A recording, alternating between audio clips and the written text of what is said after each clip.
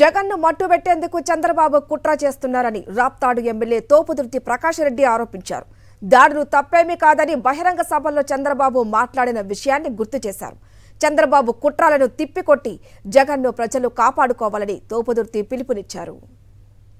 జగన్మోహన్ రెడ్డి గారి పైన జరిగినటువంటి దాడి అది ఎవరు అనుకోకుండా జరిగింది కాదు, తాగి రాయి విసిరింది కాదు, ఎయిర్ గన్ తోటి ఫైర్ చేశారని నేను అనుకుంటా ఉన్నా. అది ఖచ్చితంగా పెళ్ళైతే అది కనతకు తగిలింటే టెంపుల్ అంటారు ఈ పాయింట్, ఇది జాయింట్ ఈ ప్రాంతంలో జరిగితే ప్రాణాపాయం ఉండేటువంటి పరిస్థితి. రాష్ట్ర ప్రజలందరూ కూడా గమనించాల్సింది, ఈ రాష్ట్రంలోని ప్రతి ఒక్క పేదవాడి కడుపు నింపిన జగన్మోహన్ రెడ్డి గారిని ముట్టు పెట్టాలనేటువంటి కుట్ర చేస్తున్నటువంటి నారా చంద్రబాబు నాయుడు ఒక నరకాసురుడి లాంటి, నరకాసురుడి కంటే పెద్ద రాక్షస గణాలు కలిగినటువంటి వ్యక్తి. అతను ఎంత దుర్మార్గుడంటే దాడి చేయడం తప్పేమీ కాదని బహిరంగ సభలో వ్యాఖ్యానించినటువంటి వ్యక్తి.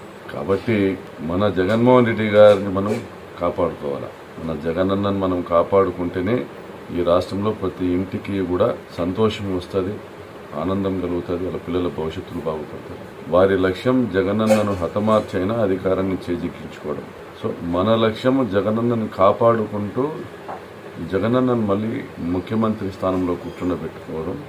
అది మన కోసం, జగనన్న కోసం, పేదలందరి కోసం.